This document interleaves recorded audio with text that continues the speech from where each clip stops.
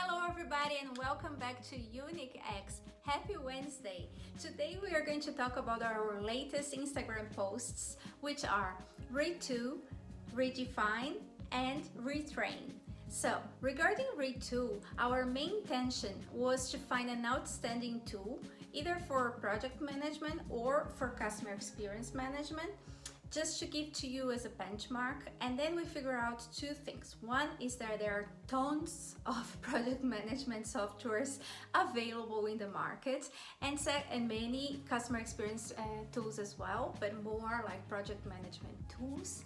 And second is that it's not really transparent, like the benefits and the difference between each one. So you really have to analyze and see all the details to understand what the softwares provide to your company. So you will find in our Instagram post a list of benchmark or the main programs that we found out there, but I would like to invite that you really deep dive in your companies and really check out all the systems that you are offering to your employee. Are they user-friendly? Are they dynamic? Are they really innovative enough to redefine the functions, which we will talk very soon. This is very important because it impacts the employee experience, and as we already spoke before, employee experience impacts your customer experience. So this is why number one, we need them, but they need to be really a good fit for us. So think, especially in the moment of now, after the pandemic and all the innovations you had to bring to your company, what are the tools that can really provide to your team a good workflow, okay? Number two, redefine. Redefine any type of functions or process that got impacted due to the pandemic and all the changes that you had in your business model. We know that it changed many goals, and this requires, of course, that we also adapt all these functions to achieve this goal properly. So pay attention in your key result metrics. Which type of metrics are you using? Redefine anything in the process that brings you to your goal. It's a time really that you can be creative, innovative, and it's a good time for change. As in 2020, I think what most happened was change. Take this opportunity and also try to invert or to put your pyramid upside down. Before, we had always the CEO on the top, and then the top managers, and then managers, and then employees, as an usual structure for a company. Inverting the hierarchy of your pyramid will actually put your employees and your frontline team in the spotlight, and that's what we want when we think about customer experience. Also, it will support you to redefine the entire leadership role, because as they are already changing the position, why not to change how the job description itself. Regarding customer experience procedures, we would also like to invite you to allow your employees to go through their own customer journey.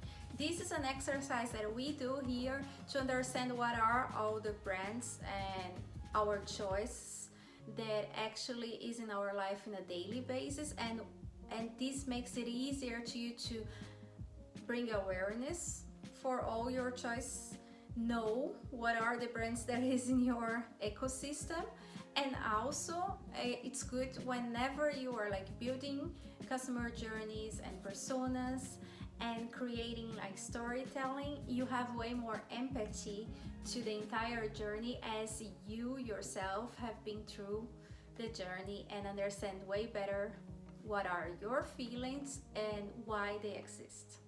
And last but not least, retrain. In our Instagram post, we actually went from school to universities and then corporate trainings.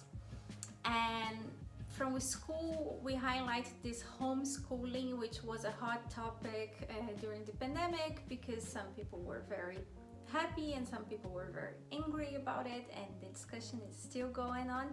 We don't want to get into the discussion right now, but we would like to highlight that as much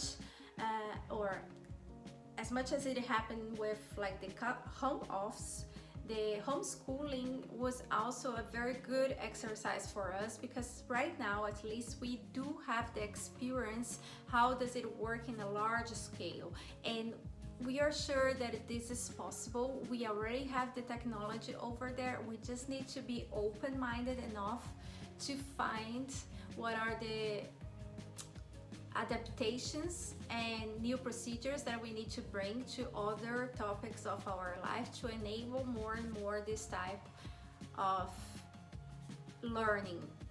And this is the trend of the future. I also like talking about universities.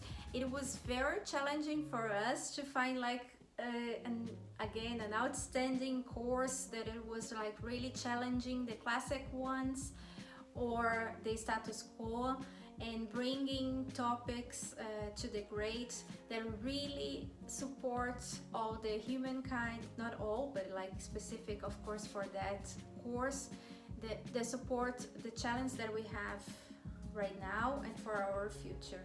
We are in a moment that actually we have all the technology available and anything can happen. We can go any direction. It depends of course of our choice, especially right now, and with our children. The way they learn, the things they learn, it will impact a lot the future of humankind. And that's why we also invite the parents to get connected with these new skills, with the skills required for the future. What are they? Because it's changing so much, and we hear all the time that the workforce will change and the needs, the market requirements will also change, and people are way more afraid like that they will not have a job, instead of thinking like, okay, how can I learn about what will be required in the future, and also share with the children already what are or how does this new world looks like. We need more than ever positive imagination, and our children are the one who can provide that. So pay attention, what are they learning? Is the school enabling technology and creativity? Is it up to date to the future technology, which is actually the technology that is already available right now? It's just going to be more used in the future, because we have to understand that the things we learned in the past are not applicable anymore and will not be serving our needs as humankind to really figure out all the challenges we have in the future. And regarding universities, the good news is that we have lots of courses from the major universities available online. So you as a leader, think about if it's not the right time to really bring this innovation and this new knowledge to your employees.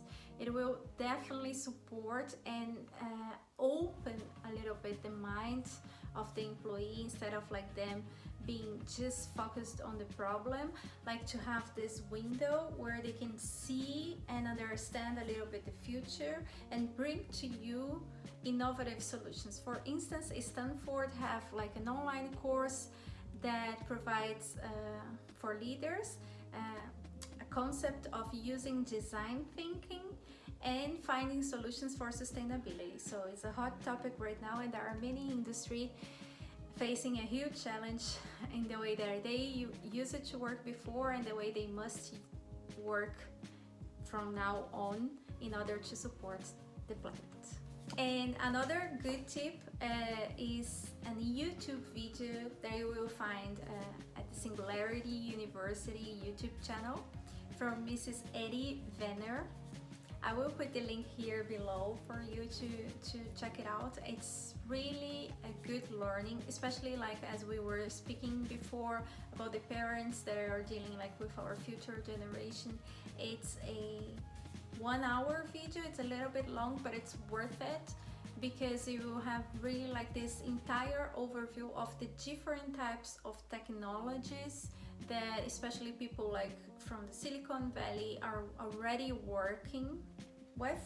And then if you compare this with your work routine, then you understand what is the gap that your company is having with the moment of now and the technology that is already available. And the question here is, of course, why is it like that? Is it like that because of an investment question, or is it like that because we are just in a comfort zone and we don't want to change? We would also like to highlight the design as a profession, because the demand for creative people is increasing in order to use these human gifts for creativity to create authentic and unique output for your companies. So make sure you are providing courses that unlock the creativity of people.